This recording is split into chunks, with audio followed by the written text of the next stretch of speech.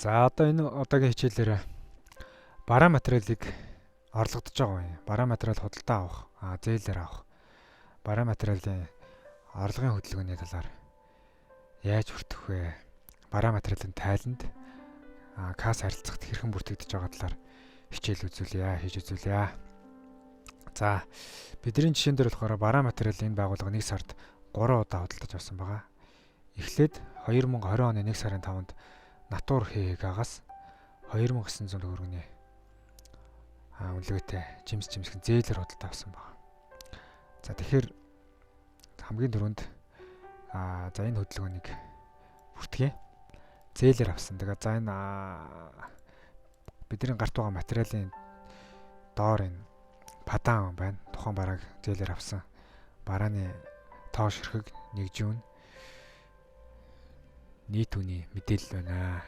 Энэ падааныг бараа материалынхаа тайлангийн орлого хэсэгтэр шивжих хэрэгтэй гэсэн үг. За баримтын дугаараа за 1 гэсэн баримтын дугаараа эхлүүлчихье. За нийт 5 бараа байгаа тий. 5 бараа байгаа. Огноо нь 1 сарын 5-нд 20 оны 1 сарын 5-нд 2020 оны 01 сарын 05-нд авсан.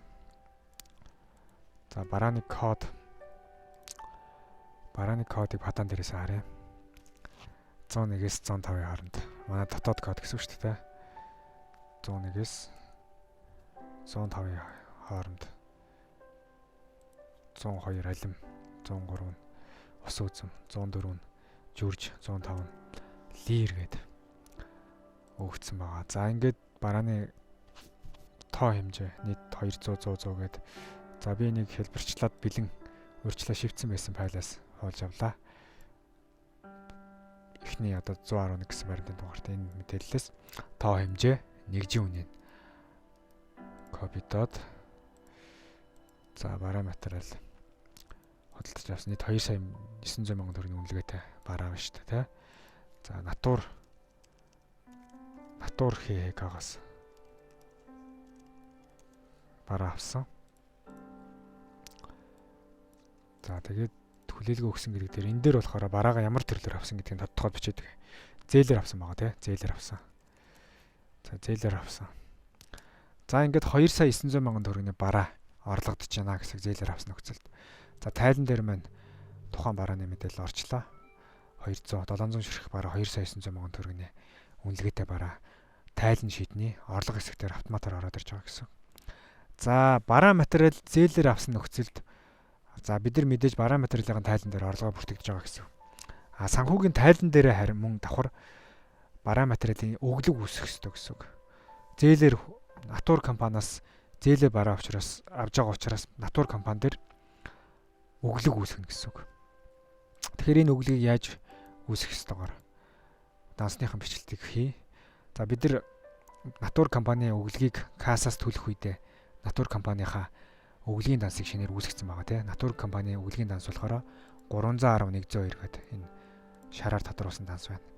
За тэгэхээр журнал дээр шивж үзүүлье. За огноо нь болохоор хэдэн давлаа? 1 сарын 5-нд авсан. Санхүү байдлынхаа тайлан дээр гүйлгэн дээрээ 2020 оны 01 сарын 05-нд. За бараа жимсхэн зээлэр авах гэсэн гүйлгэн нутг хүчээд харилцагч маань Натур ХХ. За үндсэн данс маань бараа материалынхаа дансыг нэмэгдүүлье. Бараа материалын маань данс 140 105 гэсэн данс байгаа. За журнал дээрээ 140 105. За харьцан данс маань юу вэ гэвэл Натур компаниас зээлэр бараа авсан учраас Натур компани зээлийн дансыг бичээ. Өглөгийн дансыг 310.102 гэсэн данс. Харьцан дансан дээрээ 310.102. За дансны өглөг Натур ХХ гэдэг нэр нь гараад ирж байгаа дансны. За тэгээд үндсэн дансан дээр бараа материалын данс бичсэн учраас дүнгийнхээ дебет дүн дээр бараа материалаа нэмэгдүүлнэ гэсэн үг. Гүйлгээ шивэх дүнгийнхээ 2 сая 900 мянган төгрөгийн бараа зээлэр авсан. За одоо энэ гүйлгийг хийж үзүүлнэ. За энэ гүйлгийг хийхээс өмнө хэдүүлээ Натурд өглөг үүсээгүй байна. Ямар нэгэн байдлаар өглөг төлсөн сая 500 мянган төгрөгийн гүйлгээ бид нар касса өмнө шивэх үед орсон байна. Өглөг үүсээг байна. 140 105 бараа материалын дансан дээр кассаас авсан 300 сая төгрөгийн барааны үнэл байна. Үнэлгээ. За энийг санаад авчаарай. За одоо гүйлгээ нэмсний дараа гүйлгээ баланс дээр хөдөлгөөн өрнөх ёстой. За тэгэхээр бараа материал зээлээр авсан гүйлгээгээ нэмье. Гүйлгээ нэмэгт авчаад харахад за журнал давхар хүчлэлээр орлоо. Бараа материал 2 сая 900 төгрөг нэмэгдээд натур компанид 2 сая 900 сая төгрөгийн зээл нэмэгдсэн байна. За тэгэнгүүт бараа материал маань 300 сая төгрөгийн худалдаа авалт байсан ба саяны зээлээр авсан 2 сая 900 сая төгрөг нэмэгдээд 3 сая 200 сая болсон байна. За натур кад 2 сая 900 сая төгрөгийн өглөө үүссэн байна. Кредитлаараа. Энэ сая 500 сая төгрөгийг болохоор бид нэр кассаас шивэх үедээ төлсөн байгаа шүү дээ. За тэгээ эцсийн үйлдэлт сая 400 сая төгрөг болж байна. За эхний худалдаа авалтын хувьд бол ийм байна. Зээлээр авсан бараа. За хоёрдугаарх нөхцөлийг үзье. Хоёрдугаарх нөхцөл дээр яасан байг бол Нарантуул зохиос 1 сарын 16-нд 340 сая төгрөгийн үнэлгээтэй жимс жимсэх нь харилцах зансаар төлбөр төлөө худалдаа аваа гэж байгаа. За тэгэхээр за падааныг харъя. За нөгөө 5 нэр төрлийн бараа тоо хэмжээтэйгээ нэгжийн үнэтэйгээ нийт 340 сая төгрөгийн үнэлгээтэй бараа байна. За энэ барааг бараа материалынхаа бараа авж байгаа учраас орлого шийдэн дээр бүртгэж өгнө. Тэгээ урьдчилж бэлдсэн байсан файлаас авъя. 340 сая төгрөгийн үнэлгээтэй бараа байгаа Нарантуул захаас авсан. За тэгэхээр огноогоо барааныхаа кодтойгоо хуулаад одоо шивж байгаа барааныхаа файл дээр шивээ оруулъя. За баримтын дугаараа 2 гэж өгч. 2 гэж өгөөд за тоо хэмжээ нэгжийн үнийг урьдчилан бэлдсэн файлаас шууд хуулаад авчээ.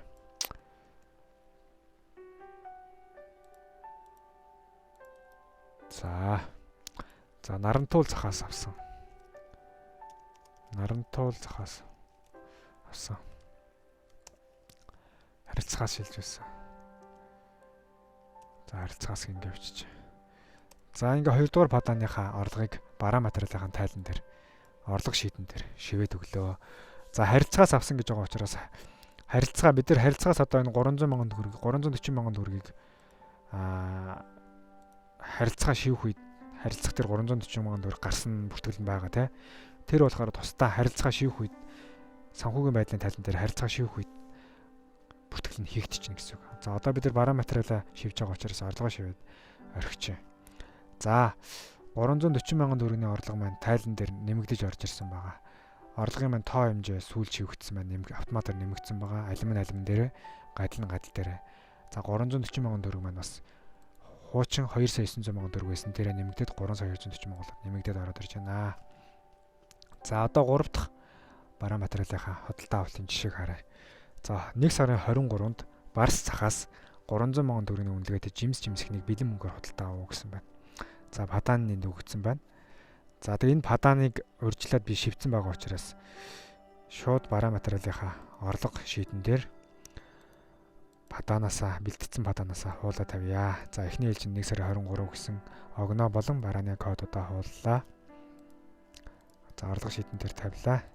За одоо баримтын дугаараа 3 гэдэг үгээ.